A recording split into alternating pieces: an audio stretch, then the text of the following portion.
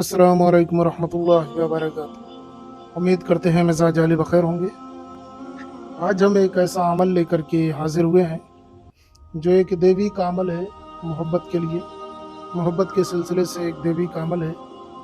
हमारे बहुत सारे चाहने वाले ऐसे हैं कि जिन्होंने फरमाइश की कि आप कोई ऐसा अमल लेकर के आएँ कि जिसके ज़रिए से हम बहुत ही आसानी के साथ में अपने महबूब को, अपने मतलूब को, अपने प्यार को पा सकें। और वो अमल सिफली होना चाहिए, शैतानी अमल होना चाहिए। बहुत सारे अफराद ऐसे हैं कि जो शौक़ रखते हैं इन चीज़ों के इल्म के लिए, अमलियात के लिए। तो उन हजरात के लिए एक तोहफ़ा है कि जो शौक़ रखते हैं, चूँकि ये एक देवी का अमल है और ये मोहब्बत का बहुत ही पावरफुल अमल है और इससे आसान अमल आपको कोई और नहीं दे सकता, कहीं और नहीं मिल सकता।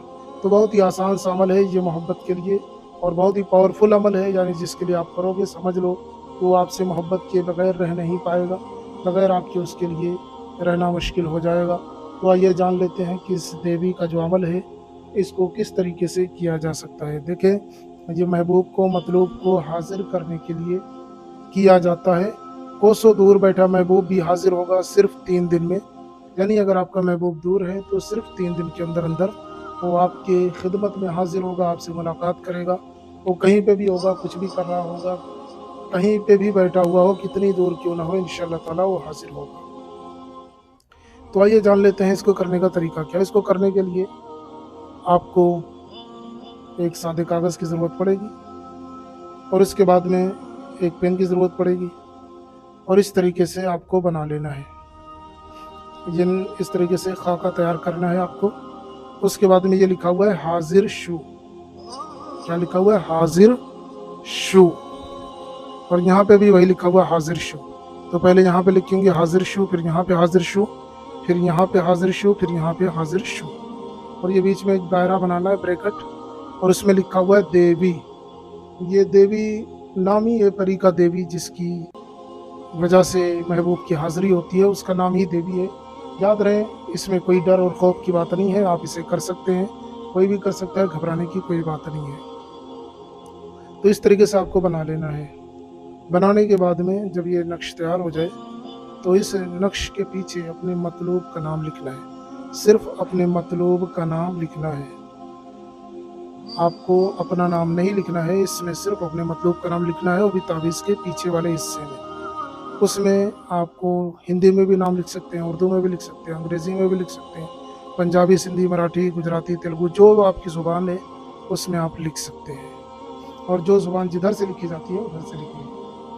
उसके बाद में लिखने के बाद में इसको फोल्ड करके पूरी तावीज़ की शक्ल दे लें। जब ये तावीज़ की शक्ल में आ जाए तो इसको फोल्ड करके आप रख लें अपने पर्स में, अपनी जेब में या अपनी पॉकेट में, कहीं पे भी रखें। 3 दिन रखें अपने पास, 3 दिन रखें।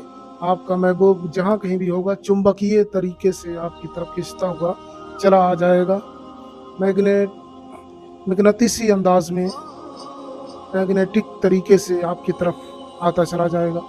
तो ये था मुख्तसर सा अमल। इसे 3 दिन अपने पास रखें। जब आपका महबूब आपसे मुलाकात कर ले तो फिर आप इसको किसी नहर, तालाब, समंदर, जहाँ पे भी आपकी मर्ज़ी हो डाल दें। यानी कि इसको सिराना बोलते हैं कि इसको ठंडा करना, तावीज़ को ठंडा करना है।